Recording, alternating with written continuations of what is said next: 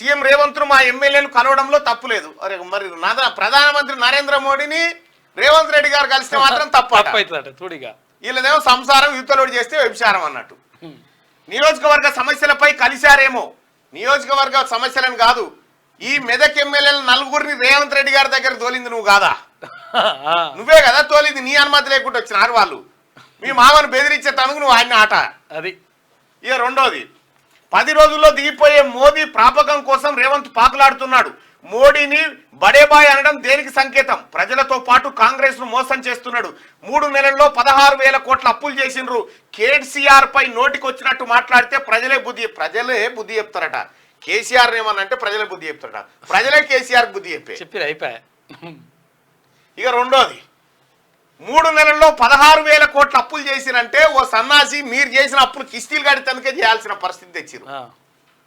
మీరు 5 లక్షల కోట్ల అప్పులు చేసి కనీసం 1 తారీఖు ప్రభుత్వ ఉద్యోగులకు కూడా జీతాలు ఇవ్వని పరిస్థితి మీది. రమణ, ప్రభుత్వ ఉద్యోగులకు కూడా జీతాలు ఇచ్చిరా? ఇయ్యలే. ఇవాళ ప్రభుత్వ ఉద్యోగులకు 1 తారీఖు నాడు జీతాలు. కానీ నువ్వు తెలంగాణ ఉద్యమ సమయంలో ఏం చెప్పినావు కేసీఆర్? ప్రభుత్వ ఉద్యోగులకు కేంద్ర ప్రభుత్వ ఉద్యోగులతో సమాన వేతనాలు వస్తాయి, మీకు ఐఆర్ ఇట్లుంటది, మీకు పిఆర్సీ ఇట్లుంటది. 3 డిఏలు.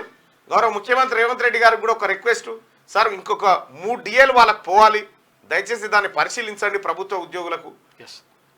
రైట్, అది అట్లా పెడితే మీకు ఇది చేస్తా అది చేస్తా అంటివి. ఆఖరికి ఏడికి తెచ్చినావు ప్రభుత్వ ఉద్యోగులకు? నీ ఇంట్లో పీనిగల మా జీతం మాకు ఇరా 1 తారీఖు అని కాడికి తెచ్చినావు. కేసీఆర్ గాడికి తెచ్చినావు నువ్వు. మా నెల జీతం మాకీరా, మా కష్టం మాకీరా అనే కాడికి తెచ్చినావు.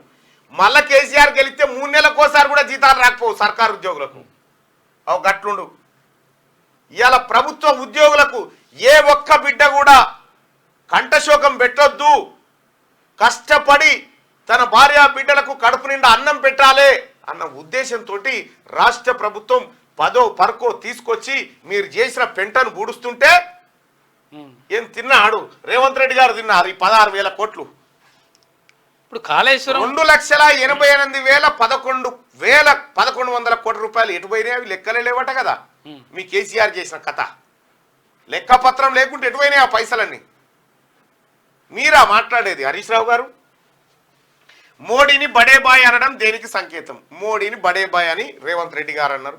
సరే, అది అటు పెడితే నాగపూర్ కాడ ప్రెస్ మీట్ పెట్టి మీ మామ ఏమన్నాడు?